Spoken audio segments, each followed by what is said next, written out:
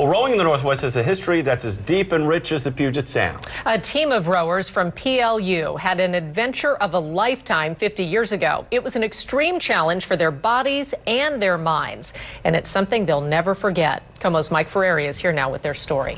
Yeah, guys, it was an adventure the 1967 PLU crew remembers vividly. This week, they got together to catch up on old times and get back in a boat and row together once again. Except this time, it was under very different conditions than that unforgettable day in December of 1967.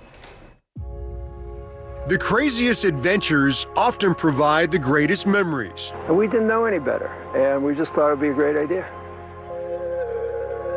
In December of 1967, a team of fearless rowers from PLU did the unthinkable.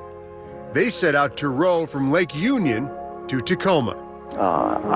I don't think it's ever going to be done again because we are, I think, long on attitude and short on logic. 50 years later, a lot older and a little wiser, the PLU crew is back together again on the UW campus. They were there to see an old friend.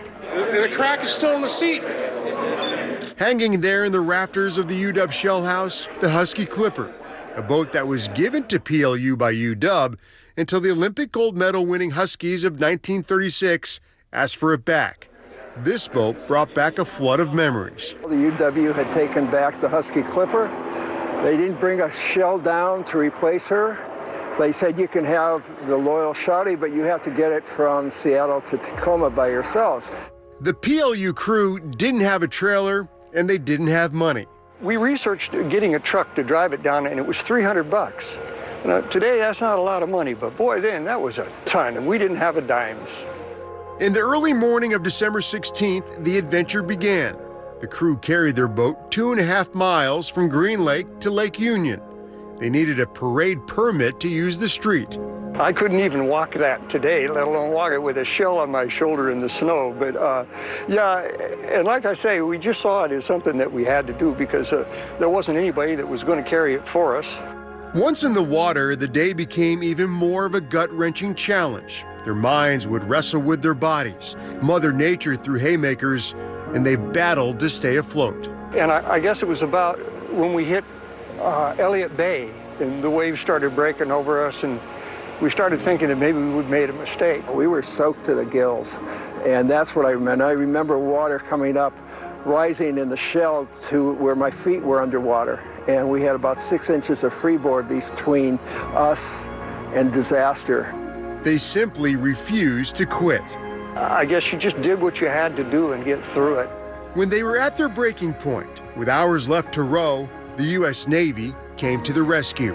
As we were approaching Vashon Island off Commencement Bay, a fleet of LSTs showed up, and these are the same landing craft that they used to storm the beaches of Normandy. And they said, "Are you PLU crew?" "Oh, yes, we are." He said, "Would you like a lift?" On this reunion day, they would retrace their nautical path and recall the relentless challenges of that December day from the luxury of a 75-foot motorized yacht in the sunshine. I remember when we got to the locks, it was really interesting because the lock keeper came out and kind of looked at us kind of funny and said, "I don't think I've ever seen a cruise shell come through here." Together again, a half-century later, the crew was enjoying the ride. Time flies, many things happen, but some things endure, and those friendships and what we accomplished kept us young. But there is still one thing left to do. The reunion wouldn't be complete without getting back in a crew boat together on their old training ground, American Lake. All right, oars on the water, keep your hands on you. It was amazing, it was amazing. And it was a thrill to be rowing again with these friends after 50-some years. Yeah. Felt like the good old days. We're young again, and still alive. Rowing is a sport that finds a place in your soul and stays there forever, right next to all those great memories. It bound us together in a way that you'll never break those chains. It's forever. And in talking to the rowers, all the guys, the common theme was how cold it was that Oh, day. I bet. Yeah. And there was a story at one point, the coxswain had stayed in the boat for the majority of the time. They had to lift him out of the boat, and he was still in the seated position. And wasn't eventually, moving. and eventually gravity took over, and that's what brought his legs back down to even him Wow. out as they sat next to a fire. my So goodness. amazing stuff. Good memories. Mike, thanks. Sure.